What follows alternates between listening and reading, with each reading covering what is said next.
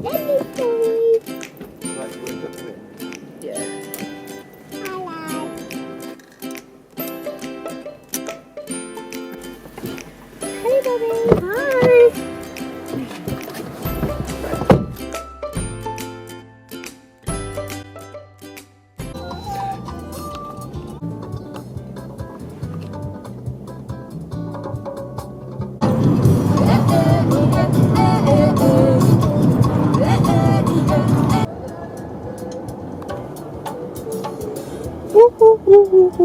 Can you sing along? Did you know that 71% of children's car seats are either fitted incorrectly or are completely incompatible to the car or the child?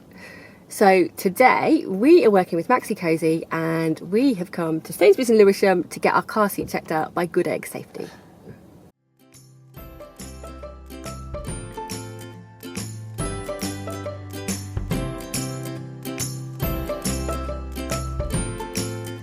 Take the whole seat unit out of the base, turn it around and click it back in so that the baby faces backwards, which gives her protection from the top of her head right down to the base of the spine, and protects the neck. Absolutely, definitely. Right. One thing I've spotted that isn't correct here is the leg.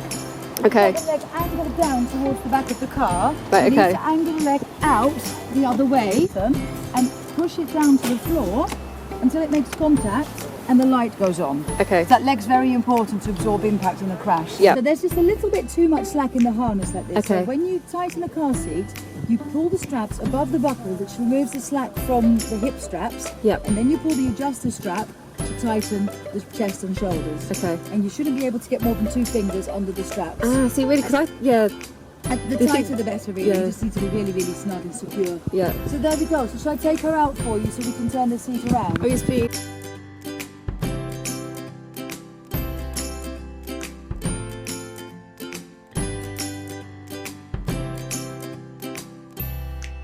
Young babies have a very weak neck and their head is 25% of their overall body weight. So if you strap them in a forward-facing car seat and in a crash, everything in the car that isn't tied down, including that baby's head, gets thrown forward.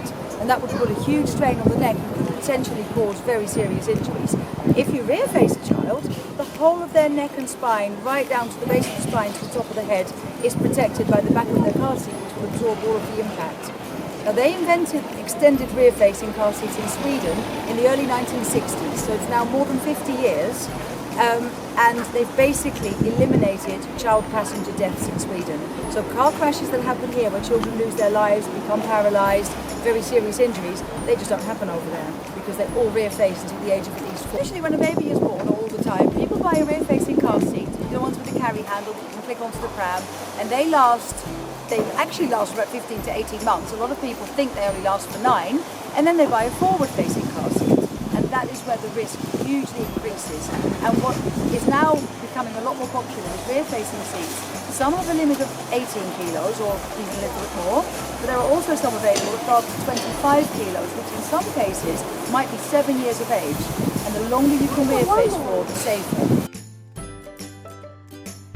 Not recommended to wear anything padded like a winter coat, snowsuit, aftermarket sleeping bags, anything like that underneath the harness. On a cold day, you're better off just putting the child in the car in their normal clothes, thin layers. Yep. You can layer up jumpers, fleeces, anything that isn't padded is okay. But when you've got the hollow fibre padding like this coat for instance has, you can never quite get the harness tight enough. Even if it appears tight, it would still compress in a crash and effectively make that harness looser than you think it was. And also, it's too hot in the car. Even if it's snowing outside, the heat in the car builds up very quickly and the child just gets really, really sweaty when they're in the cold. So just put them in the car seat in their normal clothes, and on a really cold day, put a blanket over the top, which they will kick off anyway. And if it's really, really cold, what some people advise to do is put their coat on back to front so they still have their arms in the sleeves, but the harness isn't affected because that's hidden underneath the coat. Anything like toys and drinks, bottles of water, cups of juice, whatever, because any loose object in the car in a crash, and its own weight is multiplied by the speed at which you crashed.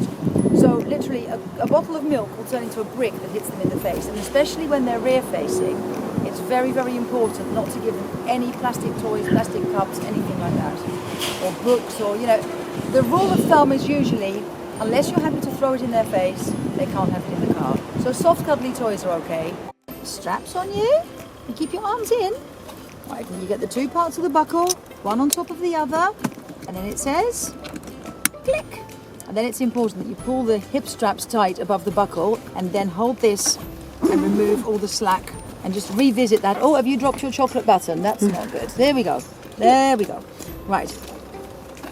You pull it a few times just to make sure that you've absolutely got it really, really snug. And there you go.